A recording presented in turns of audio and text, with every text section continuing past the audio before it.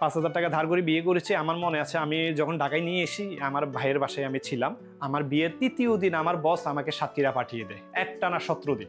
স্যাররা আমার উপর খুবই মানে এই দেখতে অখুশি ছিল আমি কেন এত তাড়াতাড়ি বিয়ে করেছি। তখন আমার প্রায় 22-23 বছর বয়স, কেন এত তাড়াতাড়ি বিয়ে করেছি। একটানা 17 দিন সে এখানে কান্নাকাটি করে, আমিও এখানে কান্নাকাটি করি। সে আমার হাত ধরে চলে আসছে, আমি কি মানে এখন আমাকে বুঝতেই পারে নাই সে, সেটার মধ্যে আমি সাতক্ষীরা 17 দিন আমি ওইখানে কিন্তু কষ্ট করেছি, কান্নাকাটি করেছি, আমার ওয়াইফের জন্য টেনশন করেছি, সেও টেনশন করে, তারপর আমি কিন্তু কাজ ছেড়ে চলে আসিনি। এটা 2015 সালের দিকে বসদের সাথে একটা বিষয় নিয়ে একটু মন কালাকালি হয়। তখন ওনারা চেয়েছিল আমি একটু তাদের কাছে সরি বলবো, কিন্তু আমি তাদেরকে সরি বলিনি। পরে ওনারা বললো আচ্ছা ঠিক আছে তুমি কয়দিন রেস্টে থাকো, আমি পরে চলে আসছি। যে আসলে আমার তো চাকরি করতে কি করব এখন ওনারা 2-3 দিন একটু রেস্ট নিতে বলছে, হয়তো আবার ডাকবে, আমি আবার কাজ করব, চাকরি করব। তো আমার ওয়াইফে বলতেছিল না তুমি চাকরি করো না, তুমি ব্যবসা করো। পরবর্তী আমি বলছি যদি না করে আমি সংসার কিভাবে চলবে, তখন সে বলতেছে তুমি সংসারের কথা চিন্তা করো না, তোমার সংসার কিভাবে চালাতে হয় আমি চালিয়ে নিব। আমার ওয়াইফের একটা গুণ ছিল বুঝছেন, আমি প্রায় সময় অনেক সময় বাজার করতে পারতাম না, বাড়ির টাকা একটু অর্থ সংকট আমার থাকতো, কোনোভাবে সে চালিয়ে নিত, তার এই গুণটা ছিল।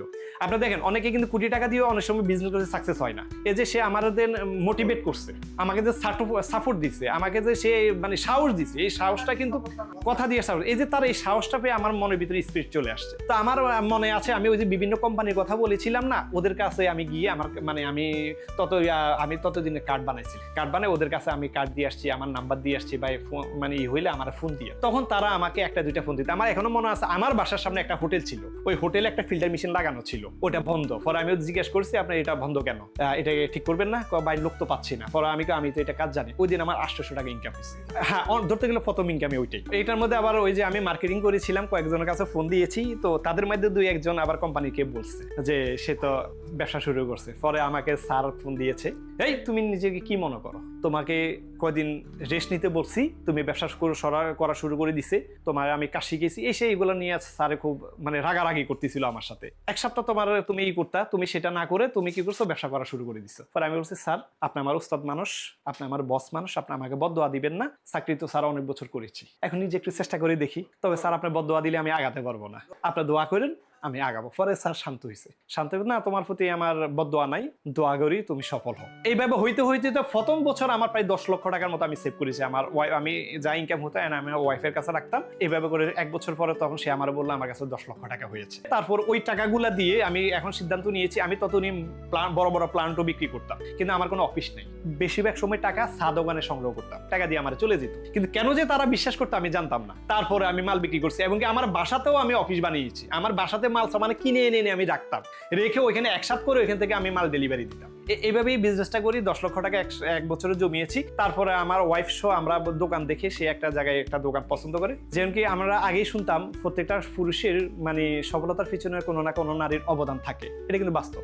যেমন কি আমি শুরুতে বলেছি আমার ওয়াইফের বিনা পুঁজিতে কোটি টাকার ইনভেস্ট আমারে দিয়েছে। আসলে এরকম টাইপের সাপোর্ট যদি না পাই একজন পুরুষ ঘুরে দাঁড়াতে, তার জন্য আসলে সম্ভব না। এটা কাস্টমারদের সম্বন্ধে আমি সবচেয়ে বেশি জিনিসটা যেটা করি আফটার সেল সার্ভিস। ধরেন আমাদের ওয়াটার ফিল্টার কেউ নিয়েছে, প্রবলেম হয়েছে, আমি চেষ্টা করি মোবাইলে সমাধান দেওয়ার জন্য। 90% সমাধান মোবাইলে দেওয়া সম্ভব এখন, যেহেতু ডিজিটাল যুগ। আর যদি না হয় আমার টেকনিশিয়ানরা, আমার যারা এক্সপার্ট আছে তাদের যাইতে যে সময় লাগে, এই ঢাকার বাইরে আমি এই পর্যন্ত প্রায় হাজার উদ্যোক্তা তৈরি করেছি। ওর সাথে আমার রিলেশন হয়েছে 2012 সালে, বিয়ে করিও 2012 সালে। যেহেতু বিয়ে করে ফেলছি তখন সংসার তো করতে হবে, তখন তার সাথে আপনার দুঃখ কষ্ট ভাগ করে নিয়েছি, নিজের মতো করে নিজে চলছি, কখনো বলি নাই যে আমার এটা লাগবে, ওরকম চাহিদাও ছিল না। আমি বুঝতেছি যে সে কিছুই করতে পারতেছে না, তার ওরকম অ্যাবিলিটি এখন নাই, সে কি করবে। যেটা সত্য কথা, উনি যখন আমাকে বিয়ে করে তখন ওনার ভাইয়ের বাসা ছিল গাজীপুর, ও সকাল ভোরবেলা চলে যেত, যেহেতু ওর মসজিদ ছিল কাজটা, আর ওর বাসা ছিল ভাইয়ের বাসা ছিল গাজীপুর। তো ওখান থেকে ভোরবেলা আসলে সকাল ভোরবেলা 5টা-6টা বাজে আসতো, তাহলে আপনার 10টা বাজে অফিস করতে পারবে, এই জন্য ভোরবেলা চলে আসতো। তো এখন আমি একদম ওর সাথে একবার ভোরবেলা উঠে যাইতাম, যাইয়া ওর জন্য আবার রান্না বান্না করতাম, ও খাইয়া যাইতো। তারপর আবার সে রাতের 10টা বাজে ওখান থেকে আসতে আসতে রাতের 12টা-1টা বেজে যেত, তখন তার জন্য আমি বসে বসে অপেক্ষা করতাম। আমি সে আসলে এটা মনে আছে আমি যখন শারমিন বলতাম বলার আগে তুমি উপস্থিত উঠে যেতাম, আমার কখনো আমি ঘুমাইতাম না, ও আসলে ওর জন্য জাগন থাকতাম।